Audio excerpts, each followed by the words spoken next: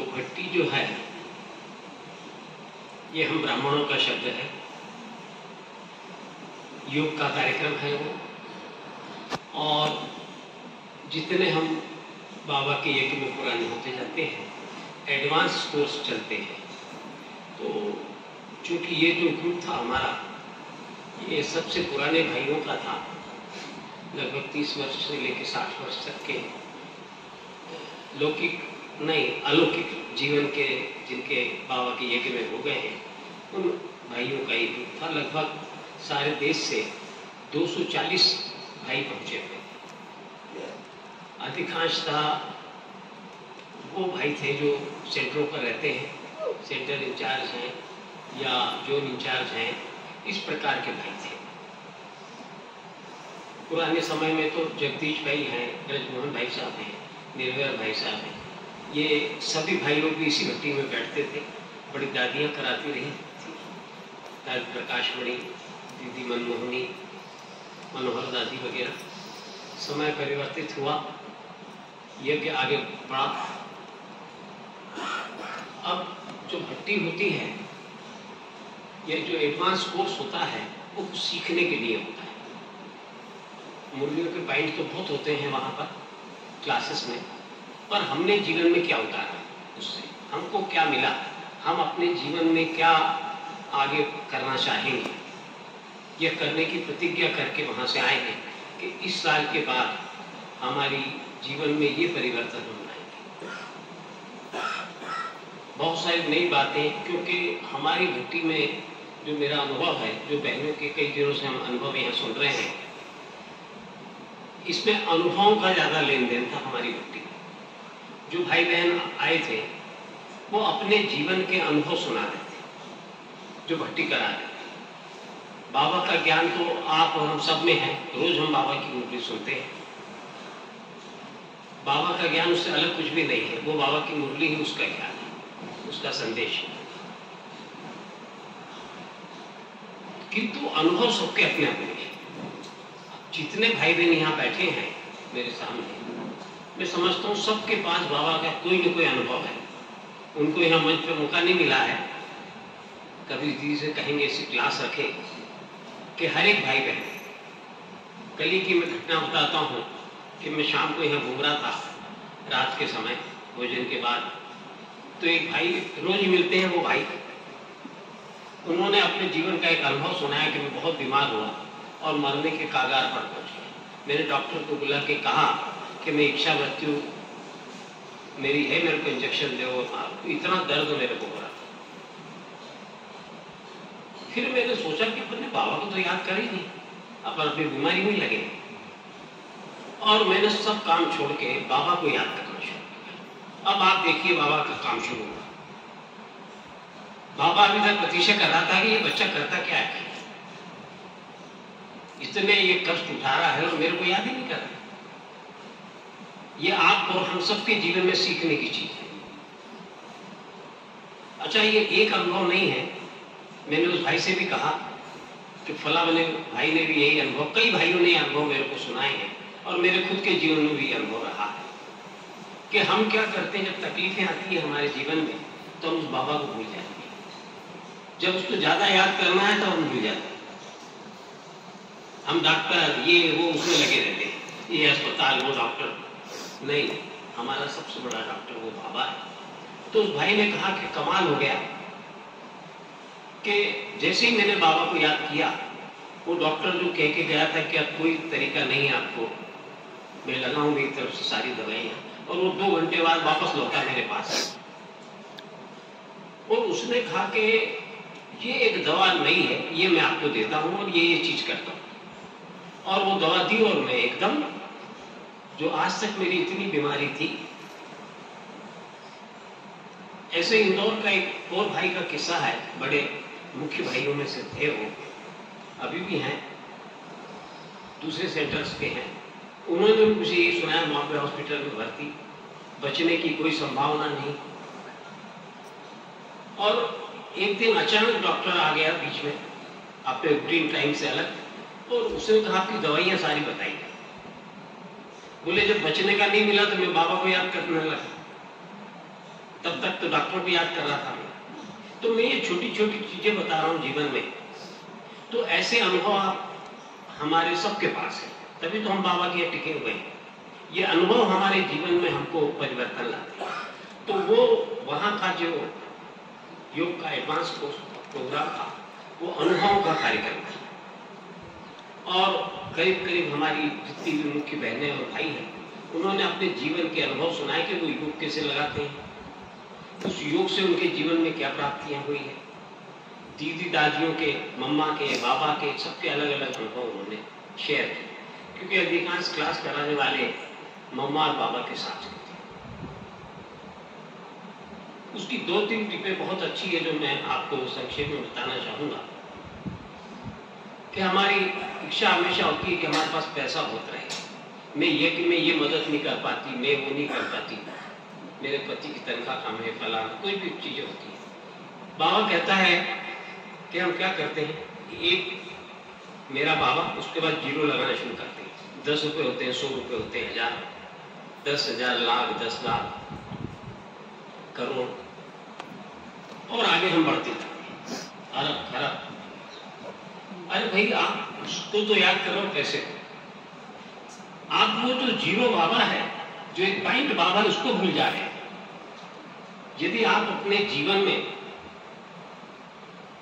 मेरा बाबा जीरो, मैं जीरो और ये ड्रामा जीरो, ये 3 चीज याद रखें तो उस जीरो की कभी कमी नहीं रहेगी। ये धन के पीछे नहीं भागे, धन आपके पीछे भागे। ये एक छोटे छोटे फार्मूले हैं जीवन के, जिसको आप अपने जीवन में अपनाएंगे तो बाबा सब कुछ देगा, कहीं भी लेकर के नहीं जाएगा। वो तो बैठा है लुटाने के लिए, उसको मालूम है मेरे देव देवता बच्चे हैं, नटखट जरूर है, मुझे याद नहीं करते। तो मेरा ये निवेदन है कि हमको हर छोटी छोटी चीजों में, हम जब साकाश देने बैठते हैं किसी को, हम योग का दान देने बैठते हैं, तो हम उसकी मूर्ति को सामने लाते हैं, उस व्यक्ति को सामने ला के उसको योग का दान देते हैं। पर सही तरीका क्या है? सही तरीका है कि बाबा को संकल्प दे देना सिर्फ, कि बाबा ये आत्मा है, इसकी बीमारी ये अच्छी हो जाए, बाबा इस पर ये कष्ट आया है दूर हो जाए, जो भी चीजें हैं, जो भी समस्या है। और वो संकल्प देने के बाद आपका काम है बाबा को याद करना, ना कि उस आत्मा को सामने रखना। ये बड़ी महत्वपूर्ण चीज है, कि हम अधिकांश लोग यही करते हैं। अरे भाई उसकी मूर्ति लाने की जरूरत क्या है आपको? आपने बाबा को दे दिया ना कि बाबा तू जान, ये बाबा का बच्चा है, ये मेरे माँ बाप है, ये फला है, ये दिखा, इनके प्रति मेरे को योग का दान करना है। तो बड़ी अच्छी चीज सीखने को मिली कि हमको जो है उसमें नहीं पढ़ना है, हमको बाबा को संकल्प देना है कि बाबा ये बाबा का बच्चा है और आप इसका उद्धार करो, इसकी तकलीफें दूर करो। और जो 1 घंटा आधे घंटे हम बाबा को याद करें, हमारा काम है उस बाबा को याद करने का, न कि उस आत्मा को याद करने का जिसको आप योग का दान देते हैं। तीसरी बात कि अक्सर हम अपनी बातचीत में कहते हैं कि मेरे घर में मैंने बाबा का फोटो लगा लिया। कई भाई बहन मिलते हैं, मैंने अपने घर में गीता पाठशाला खोली है, जाना है, गीता पाठशाला खोल ली है, या मेरे घर में मैंने बाबा का कमरा बना लिया है। अरे आपका घर कहां से आया? घर तो बाबा का है, आप तो ट्रस्टी हो, किराएदार हो। घर बाबा का है। आपकी भाषा ये हो कि मैंने बाबा के घर में बाबा का फोटो लगाया है, मैं बाबा के घर जा रहा हूं, न कि अपने घर जा रहा हूं। ये छोटी छोटी बातें जीवन में उस प्रभु के निकट ले जाएगी, उस प्यारे बाबा के निकट ले जाएगी। हम कहते हैं ना याद कैसे करें, याद रहते हैं। अरे भाई ये छोटी छोटी चीजें आप अपने जीवन में अपनाएंगे तो आप देखें वो कैसे याद है। हमको खास बतलाया गया, बहुत बिजी हैं आप, बहुत काम है आपके पास, आश्रम के भी काम है, सेंटर घरों के भी काम है, ऑफिस के भी काम है, पर 5 सेकंड का समय निकालें हर घंटे और कम से कम जब भी समय मिलता है बाबा को अवश्य याद करें। चाहे रोटी बना रहे हैं, चाहे बाजार में कहीं जा रहे हैं, कार चला रहे हैं, 5 सेकंड तो आंख भी नीचे लेते हैं कार चलाते। हम तो आंख खोल के बाबा को याद करते हैं। तो आज से घर जो है आपका अपना नहीं है, बाबा का है। उसमें जो कुछ आप कर रहे हैं, सेवा कर रहे हैं, जो भी कर रहे हैं, बाबा का फोटो आपने लगाया है, बाबा का कमरा बनाया है, बाबा की गीता पाठशाला खोली है, वो बाबा के घर में खोली है, अपने नहीं। आज से अपना खत्म। और तीसरी बात, चौथी बात है कि हम जब बाबा की याद में बैठते हैं, योग में बैठते हैं, किसी को साकाश देते हैं या और भी कोई भी काम करते हैं, तो बहुत सारी बातें उसमें निकली हैं कि कितना भी कष्ट, कितनी भी तकलीफ हो, हम बाबा को ना भूलें, क्योंकि पालनहार हमारा बाबा ही है। वही हमारे सारे कष्ट दूर है। मनुष्य आत्माएं कभी कुछ नहीं कर सकते। कभी हमको अंदर में ये लगता है कि ये मेरा भाई है, ये करेगा दूर मेरी तकलीफ, ये फलाना है। निमित्त तो कोई कोई बनता है, पर कराने वाला वो बाबा है। जैसे वो जो मैंने 2-3 उदाहरण बताए थे, तो डॉक्टर को प्रेरणा किसने दी? वो बाबा ने दी कि तू वापस जा और उसको ये दवा दे, देख जा, ट्रायल कर। तो बाबा कैसे कमाल कर सकता है, ये वहां उन भाई बहनों ने बहुत अनुभव सुना इस तरह के। और भी बहुत सारी बातें हैं जो भविष्य में कभी मौका मिलेगा तो आपको, अभी समय भी बहुत हो गया है, फिर आपको सुनाऊंगा कि हमारे जीवन में हम कैसे इन सारी चीजों को अपनाएं। छोटे छोटे टिप्स रहते हैं, इनको अपनाएंगे तो हमारा योग बल, हमारी अवस्था अवश्य अच्छी रहेगी। आखिरी दिन जब हम आ रहे थे 28 तारीख, तो हमारी प्यारी दीदी मनमोहनी का पुण्यतिथि थी। वहां पर दीदी के विषय में काफी कुछ बताया गया, क्योंकि दीदी जो थी, दीदी का कोई मुकाबला नहीं था। दीदी यज्ञ में एक तो सबसे अमीर परिवार से थी, उसके लौकिक माँ, उसकी बहन समर्पित हुए। जब हंगामा हुआ सिंध में, तो जो पैक्टिंग करने वाले आगे की लिस्ट में सब उसके माँ बाप, दादा दादी वो खड़े हैं सब सामने। वो जो पहली लिस्ट है, टोपी पहने हुए फोटो आपने देखा हो कभी, तो वो सब दीदी के रिश्तेदार हैं। तो भावार्थ ये मेरा कहने का कि दीदी जो थी वो दीदी थी। और दीदी ने 1965 में जब मम्मा व्यक्त हुई, तो दीदी मम्मा की गद्दी पर आकर के वहां बाबा ने उनको रखा। और दीदी ने यज्ञ में बहुत परिवर्तन लाया, बहुत सारी नई चीजें की। ये हमको सिखाती है कि हम बाबा के यज्ञ में आते हैं ना, तो हमने क्या नया किया, हम रहे न रहे बाबा याद रखें। तो दीदी ने जो वहां पर बताया गया, योग शिविर की शुरुआत की। दीदी ने घरों में बाबा के कमरे बनवाए, जिज्ञासुओं के यहाँ, पहले नहीं होता था ये। दीदी ने पहले हमारी संस्था में मकान खरीदने का नहीं था, सिर्फ किराए के मकान में सेंटर चलते थे। दीदी ने सबसे पहले दिल्ली और इंदौर से शुरुआत की कि अपना मकान हो जिसमें बाबा की सेवा हो। इसके साथ साथ दीदी ने जो यज्ञ में वहाँ लोग रहते थे, उनके लिए सवेरे 3:30 से 4:45 से 4:45 तक का योग का कार्यक्रम सारे सेंटरों पर शुरू करवाया। और सवेरे का जो कार्यक्रम हुआ है, उसके लिए एक बात आपको बताना चाहूंगा मैं, जो बड़ी इंटरेस्टिंग है, कि जब हम प्रातः काल की कभी भी योग में जब बैठते हैं, तो बाबा को सब समाचार सुनते हैं, बाबा तैयार बैठा आपका समाचार सुन। हम क्या करते हैं, भाई है तो अपनी पत्नी को सुनाता है सारे दिन भर की दिनचर्या कि मैंने क्या करा आज। कोई अपने दोस्त को सुनाता है, कोई अपनी बहन जी को सुनाता है, बाबा को नहीं सुनाता। बाबा की शिकायत रहती है कि तू मेरा बच्चा है, तेरे को मैं ये लक्ष्मीनारायण बना रहा हूं, तू देवी देवता है, तेरी पूजा होना है, तू मेरे को क्यों नहीं सुनाता है? इन लोगों के पास तेरी समस्या का हल है क्या? मेरे पास हर समस्या का है।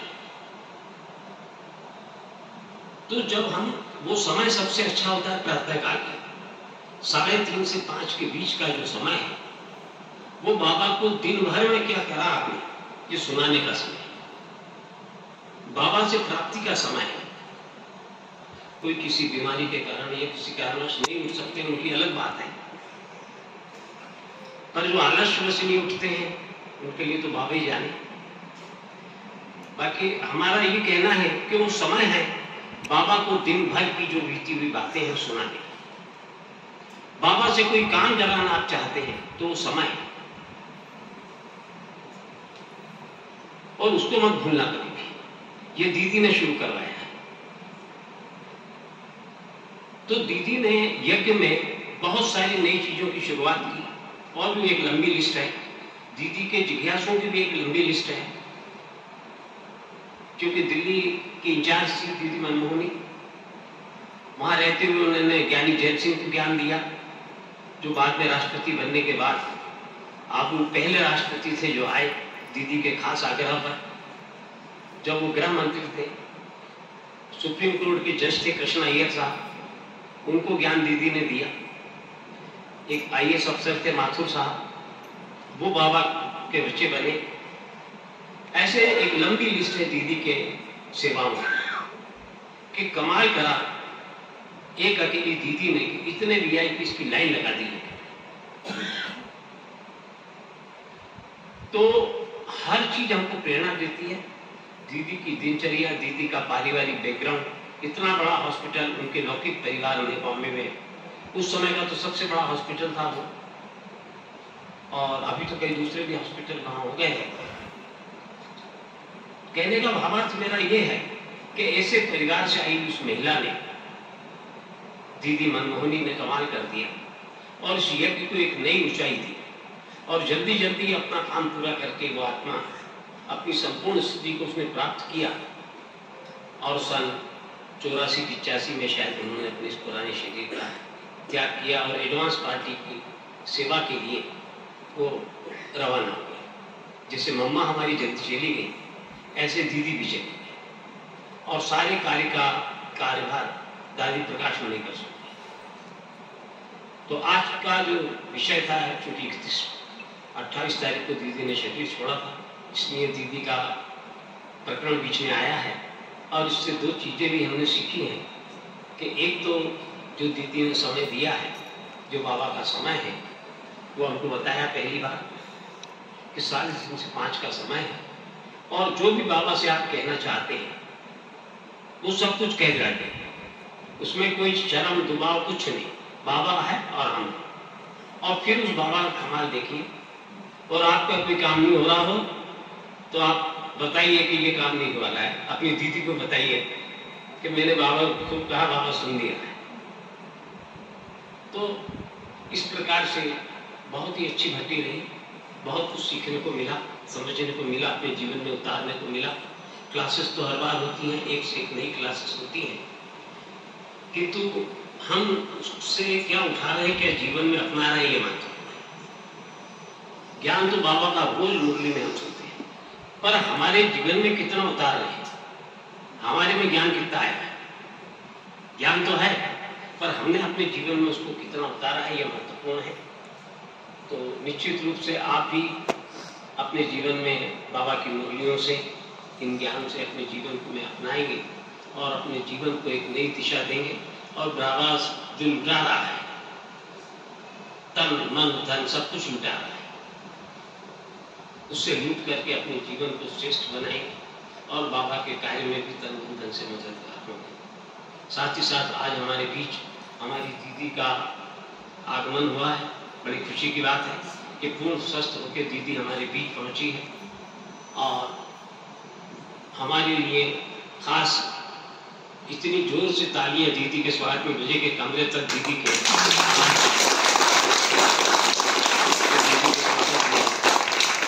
हमारे लिए बड़ी खुशी की बात है कि इतनी पुरानी आत्मा जो बाबा के समय की है हमारे बीच है। हमारे सारे इंदौर, मध्य प्रदेश, छत्तीसगढ़ किसी भी सेंटर पर कोई भाई बहन ऐसा नहीं है जो बाबा से मिला।